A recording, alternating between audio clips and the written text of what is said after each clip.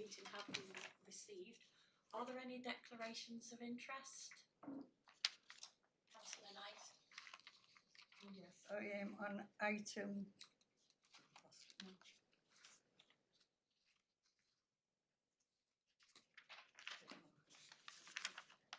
On the second page, Councillor Knight, the item list is on the second page of the agenda. Is it in relation to page 5 in the minutes? Yes, it is, yeah. It's just an acknowledgement, that's what the minutes reflect from last time. Yeah. Okay. I'd better declare an interest to as an LCCN fund. It's because of it relates to the minutes from the last meeting in which Councillor Knight raised something about a declaration of interest. Thank you. Okay, go on to agenda item 3, minutes of the previous meeting. Have been submitted for approval. Please can these be approved? Agreed. Agreed. Agenda item 4, financial review, April to June. We'll ask our Director of Finance and Procurement, Mike Rea. Thank you, Chair. The purpose of the report is to review the revenue, capital and the reserves financial position for the authority for 25 and 26. As you're aware, the authority receives regular comprehensive financial reviews during the year which provide a full health check on the authority's finances, and this report covers the period April to June 2025.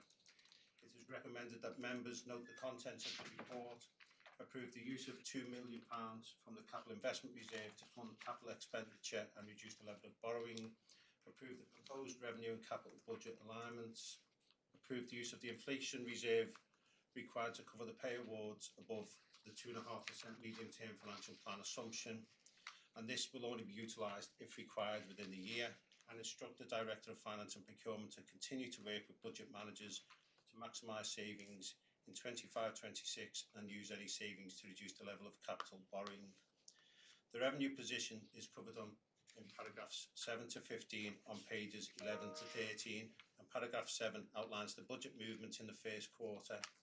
Movements relate to 19.7 million of Lead Authority National Resilience budgets, which can only be built into the financial plan once the level of funding is known. There's also a small drawdown from the inflation provision to cover the non-operational out-of-hours allowances and a number of other internal budget requirements. As all of these adjustments are self-balancing, they do not impact on the approved net budget requirement, and that remains at 77.934 million. Paragraphs 9 to 14 review the robustness of the key revenue budget assumptions and the forecast spend for the year. The 25-26 pay award assumption for all staff was 2.5%. The firefighter pay awards have been settled at 3.2%, and this is £247,000 higher than the budget assumption for 25-26, and this rises to £330,000 higher than the budget assumption in 26-27. At the time of writing the report, the local government staff pay award had not been settled, and this has since been settled at the proposed offer of 3.2%, and this is £100,000 higher than the budget assumption in 25-26. Where the additional amount cannot be contained within the overall employee budget, members are asked to approve the use of the inflation reserve to cover the 25-26 impact. The table on page 13 summarises the anticipated year-end revenue position, and the overall actual forecast is consistent with the approved budget. The capital movements in the quarter are outlined in paragraph 16 to 19 on pages 13 to 14, and paragraph 16 outlines the changes in the capital programme in quarter 1. The rephasing of capital schemes at the end of 24-25 resulted in a net increase in the 25-26 planned expenditure of 13.9 million, of which 11.9 million relates to national resilience expenditure.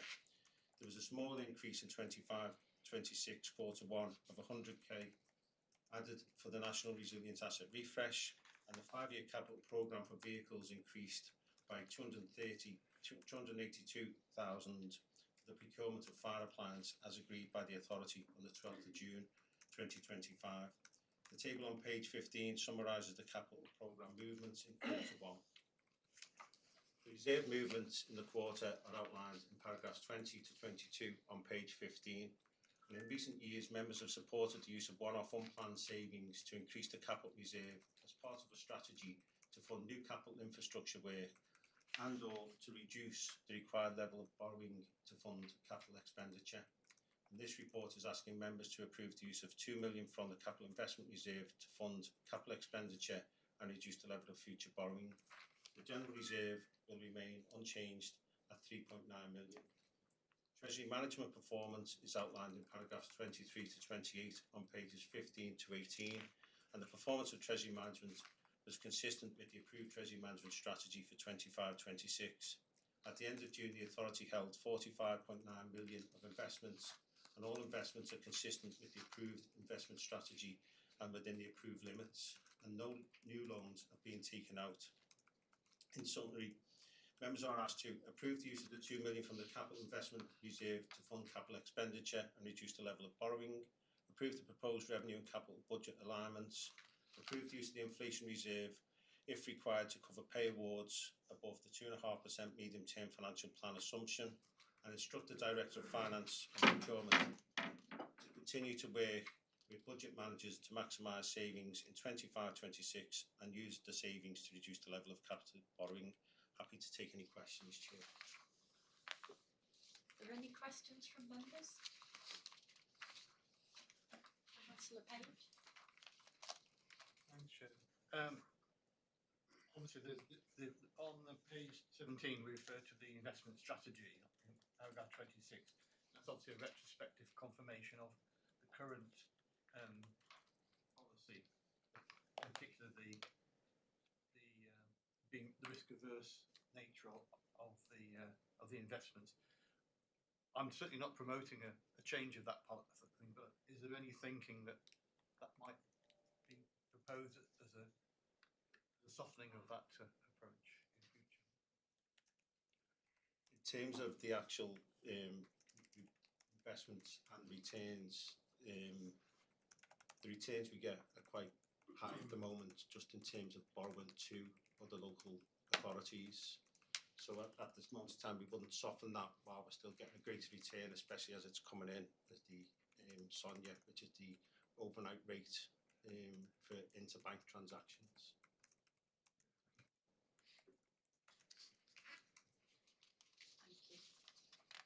Thank you, Mike, for that.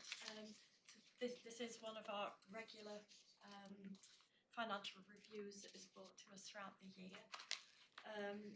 Can we agree that the recommendations set out on page 9 of the agenda are agreed? Agreed. Thank you. And we'll move on to item number 5, the CRMP mid-term consultation. Chief Officer Nick Searle will talk us through the report. The report is to inform members of the services plans to carry out a mid-term community risk management plan 24-27 consultation with stakeholders, and it's recommended that members note the CRMP mid-term stakeholder consultation taking place from August 2025. Prior to authority approval of the current CRMP in 2024, the service carried out both stakeholder engagement and stakeholder consultation prior to the approval of the final CRMP. The engagement process consisted of 5 independently facilitated focus groups and staff engagement through principal officer talks. The formal consultation consisted of 1 service-wide focus group, a community engagement meeting, an online survey, PO talks and other staff engagement. And it was noted in the service's 2023 HMIC FRS inspection report that it is also good practice to maintain engagement with stakeholders during the CRMP period. To deliver the mid-term consultation, SLT has agreed to a community engagement breakfast meeting at service headquarters, which took place on the 29th of August, and it was facilitated by the service and attended by myself as the Chief Fire Officer. 1 2-hour public focus group on the 1st of September. Unusually, this group would take place without any authority staff present.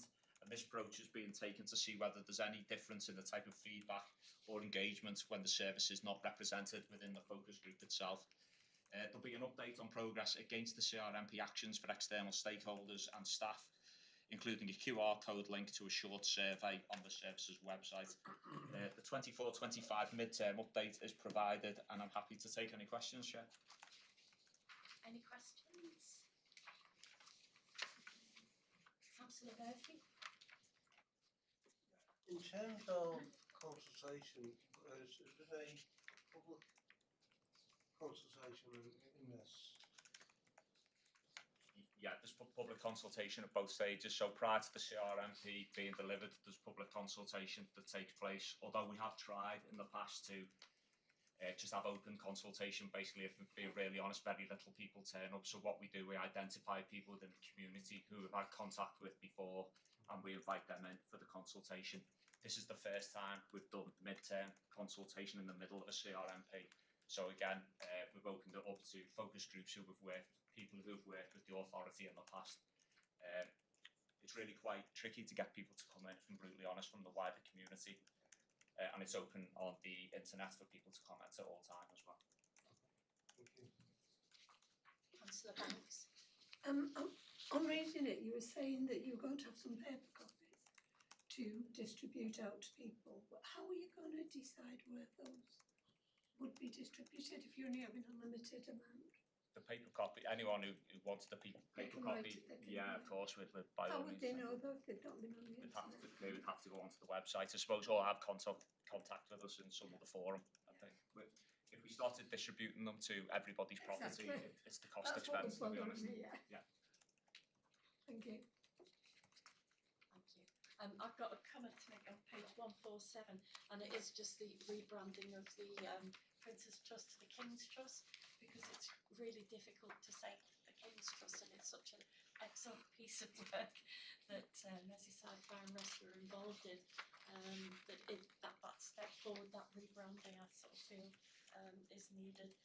And I've got a question, page 175, the reverse mentoring. How is that working? 174. Sorry. Okay, we haven't come to that report yet, I don't think. Oh, That's right, the next I'm report, ahead but again. I'm happy to comment on it Apologies. now if you'd like to. We may as well hear what you've got to say. Reverse first. mentoring. Apologies. Absolutely, reverse mentoring is something that we've had in for some time, and it's taken place myself, so it's open to everybody in the service. If they would like to take part in reverse mentoring, they can do so. We also introduced the high potential programme, where it's open to people who sit within the high potential programme as well. If they would like to take part in reverse mentoring, it's open to anyone within the service. That sounds wonderful. Thank you. So agenda item 5. Sorry, can we just go to the recommendations there for the CRMP if there's no further questions? Yeah, the CRMP consultation, agenda item 5. Can we agree the recommendation as set out on page 41 of the agenda? Chair, could I just say, Councillor Page there had his hand up. Oh, sorry. Are you okay? You okay? So it's just there's a number. I'll answer one question as perhaps as an example, really, rather than go through all my. On page 48, very useful description of things that have done ongoing improvements. On page 4 of the document, which is page 48 of the whole agenda, there's the item on using watch managers to carry out different duties that add value and whilst responding to incidents. Perhaps give us a little bit more information on how those changing different duties might. Yeah, no problem at all. At the moment, the way the service is laid out, we have watch managers in charge of the majority of the pumps. Yet, when we actually look at the incidents that the watch managers respond to, over 80% of those incidents could actually be delivered by the crew manager. So we have looked at the potential of putting watch managers over 2 watches, basically. So if we pick 2 stations that are neighbouring each other, I don't know, Old Swan and Speke, just off the top of my head, we could put a crew manager on both of those appliances to make sure the crew manager gets the experience of being in charge of an incident, and we could put the watch manager in a car, and the watch manager would oversee both of those watches, basically, and the watch manager would mobilise in a car instead of on the fire engine, a bit like what the station manager would do now, but to a lower level of incident. And that's really driven by, historically, we made a decision several years ago to put watch managers in charge of all of the pumps, and it's not strictly necessary. Really, most of those incidents, as I say, could be managed by a crew manager. So it's really about opening up the horizons really to the watch managers, because during the day there's other work they could be doing instead of them going to incidents that a crew manager could be managing, really. So it's something we're just taking a look at. There's no guarantee by any means we're going to do that. We want the workforce to want to be engaged and want to do that as well. But it's just a potential to give the watch managers a little bit more insight into the role of the station manager, which is when you do respond on your own in a vehicle. So just looking at things slightly differently. Some services do it as well. West Yorkshire do it extensively across the board, although we're a different size authority to West Yorkshire. Councillor Sullivan? Thanks, Chair. Is my microphone on? Yeah, it is. I just wanted to make a comment, Chair. That sounds like an excellent progression for the fire officers' progression up the ladder. So I think if you can give us an update on that in months to come, but that sounds an excellent idea, that, Chair, and I welcome it as well. Thank you. Councillor Banks? Just a final comment to say, I think it was a really well presented, a very informative piece of work. So commendations to whoever compiled the whole thing. Thank you. So again, item agenda 5, the CRMP mid-term consultation.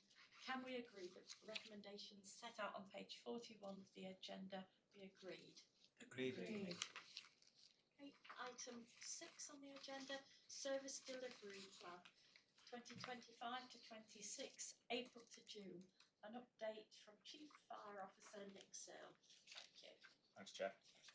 The purpose of the report is to request that members scrutinise the performance of Merseyside Fire and Rescue Service, and the recommendation is that members approve the attached service delivery plan reports, appendices A to L, for publication on the service website.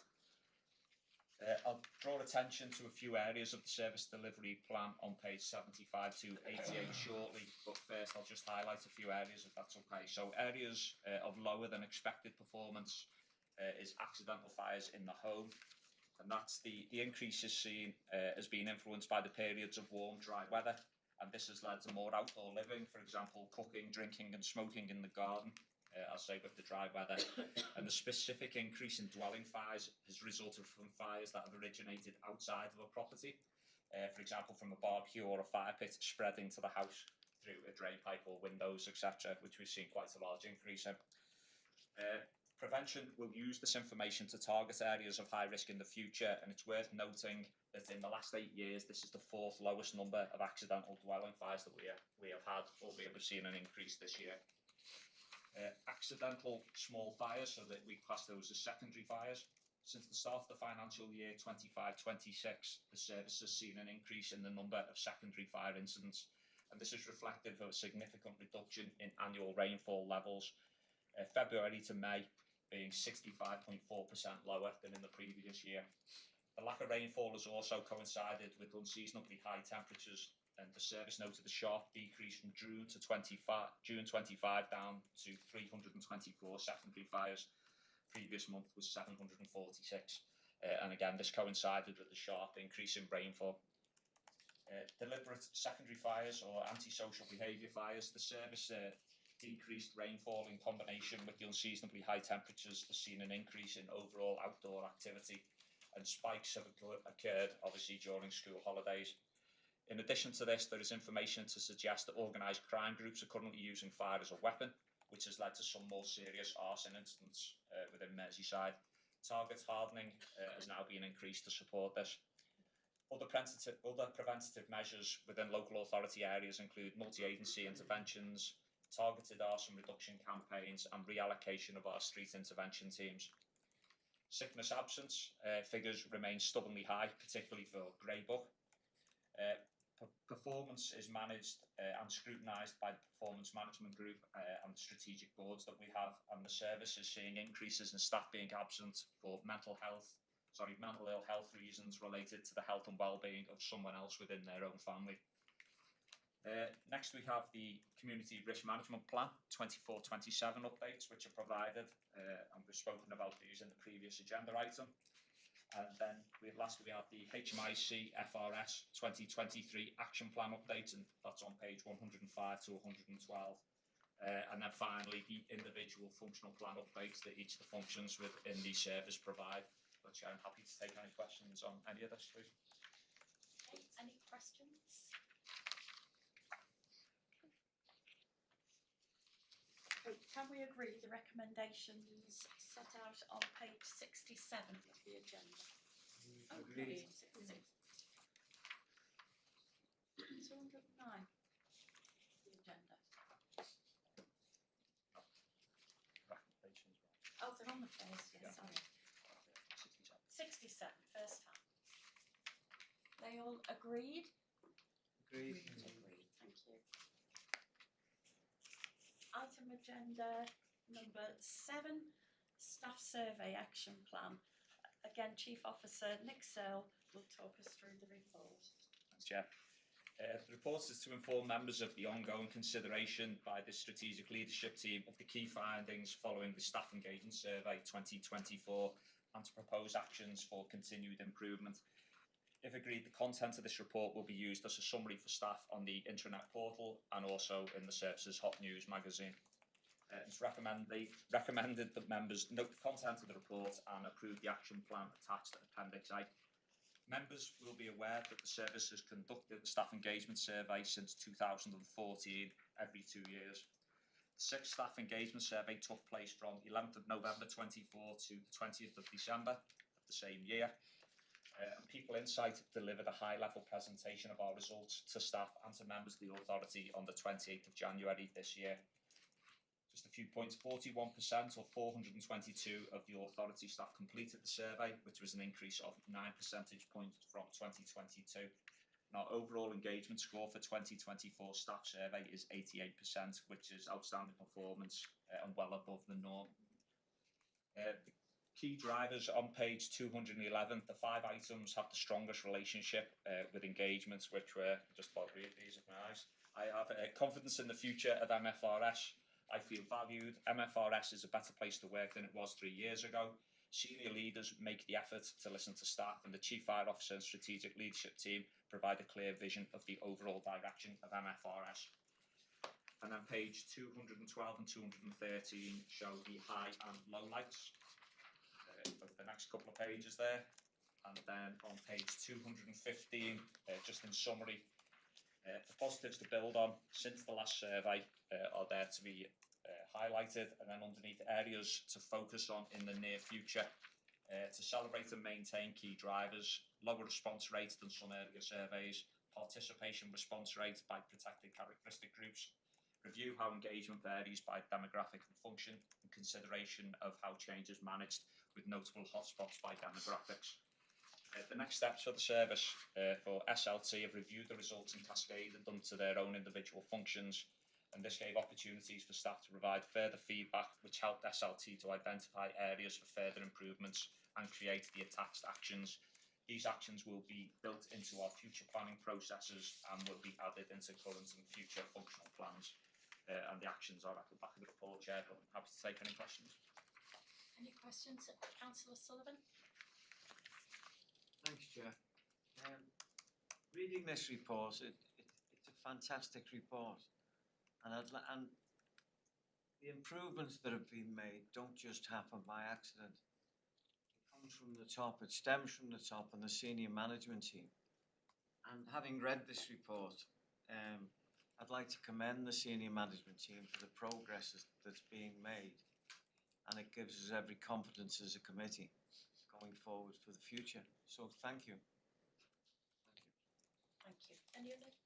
Councillor Thompson? I was just going to sort of say more or less the same thing, but I think it's really encouraging to see that page 214, the leadership team provide clear vision, and that score 83%. It's incredible, really, isn't it? And the interaction with the staff as well is consistently crept up in the right direction. So absolutely, we're doing something right. Councillor Banks? I just wanted to know, how will you review these? You know, the parts that you had for areas of concern. I do agree it's a fantastic result, but those things that are there do need looking at. Will you have a further look into those? Will we be presented with that basically at the end of it? Yeah, absolutely, Jess. So what's happened now, as I say, the areas of improvement will go into the individual functional plans that come back to the authority on a quarterly basis anyway. So anything that's highlighted in a sort of negative way will find its way back, as I say, back to authority as well, and we'll be able to keep close track of what's going on. Brilliant, thank you. Yeah, I noticed at page 213 that members of the Fire and Rescue engage well with Merseyside Fire and Rescue. That's got quite a low score, and that is in the areas to be looked at, so that is something that we have to be involved in as well, obviously. Yeah, as the Chief just demonstrated, that's currently in the Legal and Dem Services functional plan, and those members who are part of the member development group were briefed only the other day on what the plan is for this year to work on that engagement. Thank you. So can we agree the recommendations as set out on page 209 of the agenda? Agreed. Okay, agenda item 8, People Plan 2024-2027, update again, Chief Fire Officer Nick Searle will talk us through the report. To update members on progress against the actions outlined in the People Plan 24-27, and the recommendation is it's recommended that members note the positive progress made against the actions outlined within the plan. As members are aware, the People Plan spans a 3-year period, and our current plan, which is in Appendix A, was approved by members at the authority meeting on 17th of June last year.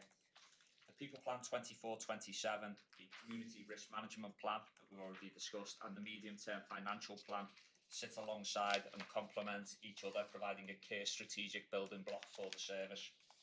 The People Plan is built upon 5 key themes. They are to attract and retain the best people, develop exceptional people and leaders, promote a holistic approach to health and well-being, deliver sector-leading organisational performance, and to embed equality, diversity and inclusion as part of strong positive culture.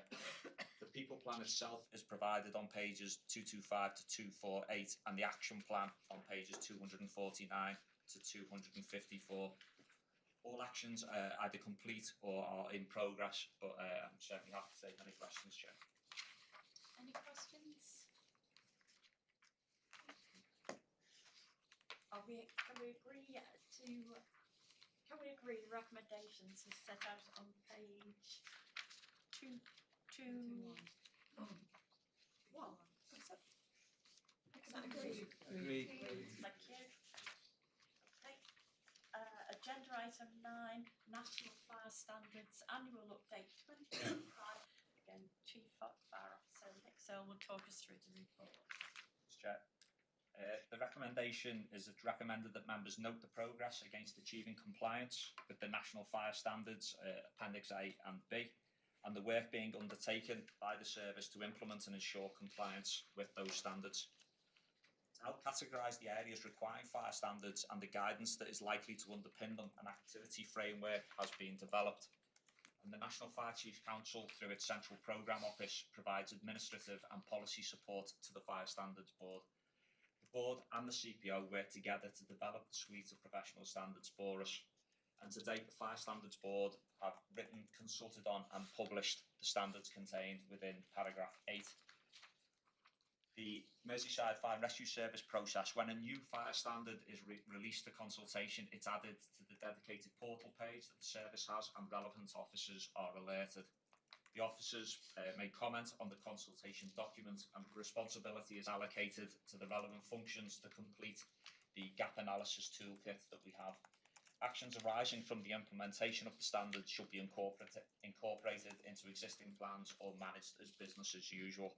The implementation tool and the updates are contained at the back of the report, and I'm happy to take any questions, Chair. Any questions? Right, Councillor Page. Yeah, thank you. Thanks, Chair. I mean, it is so reassuring to see so much green and some amber in these, and it just really is a fantastic reflection on all the work that's done, so thank you for that. Sorry for therefore focusing on a couple of, and I've made a big point on my notes the other day, all green. Fantastic. So forgive me for just raising, to see if there's anything we can help you with. There's very few reds on here.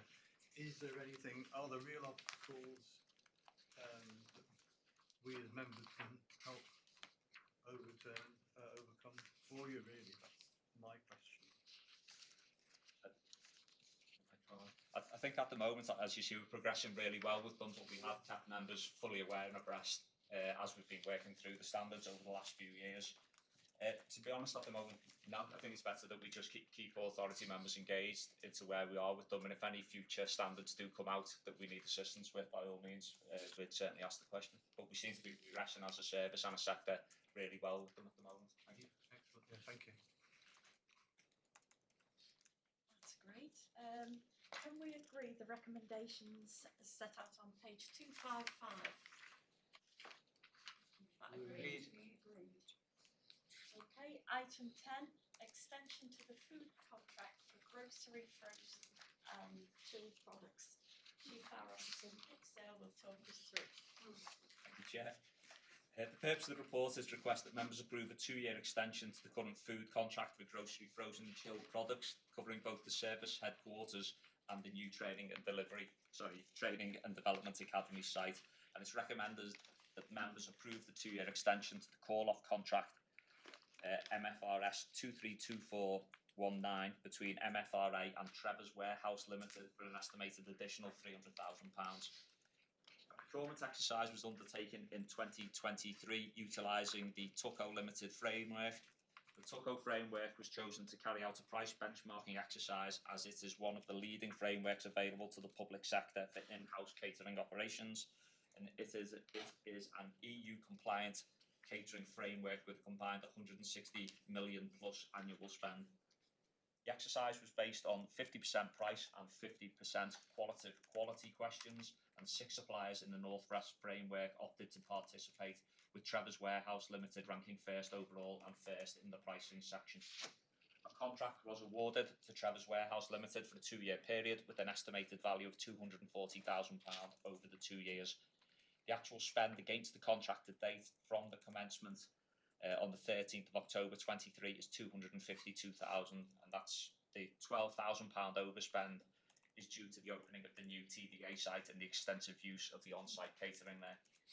It's recommended that the authority takes the option to extend the current contract for a further 2 years with Trevor's Warehouse Limited with an estimated additional spend of £300,000 across both sites. Happy to take any questions, Chair. Any questions? Councillor Sullivan?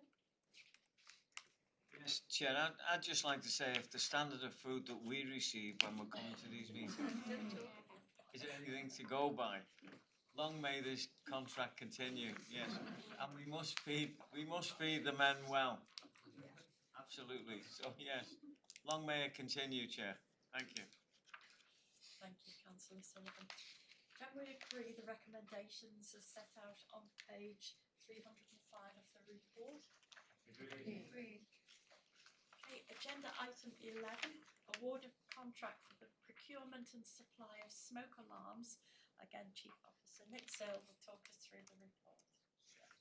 The purpose of the report is to inform members of the outcome of the procurement process for the supply of smoke alarms for the service, and to seek approval from members to award the contract to Fireblitz Extinguisher Limited on the basis of the outcome of the procurement exercise. And it's recommended that members note the contents of the report and approve the award of the supply of smoke alarms contract to Fireblitz Extinguisher Limited for a duration of 4 years with an estimated value of £752,500. Merseyside Fire and Rescue Authority's previous arrangements for the provision of smoke alarms was procured utilising a call-off contract under a framework led by West Midlands Fire Service, and the ability to award a call-off contract under the framework expired in May this year. Acting as lead authority for the sector, West Midlands Fire Service published a contract notice to conclude a successor framework agreement. Following the conclusion of the procurement exercise, Fireblitz was selected as the preferred provider for smoke alarms, as it had achieved the biggest overall rank, and therefore call-off contract can be awarded under the new framework for the supply of the smoke alarms to Fireblitz. The award of a contract for a term of 4 years allows the authority to plan its provision of smoke alarms as part of its prevention strategy, utilising a proven and reliable product. The previous supplier of smoke alarms to the authority was Fireblitz, therefore staff are familiar with the fitting, the information and the maintenance instructions for the Fireblitz units. The framework agreement has been concluded by West Midlands Fire Service and is compliant with the contract standing orders and respective legislation.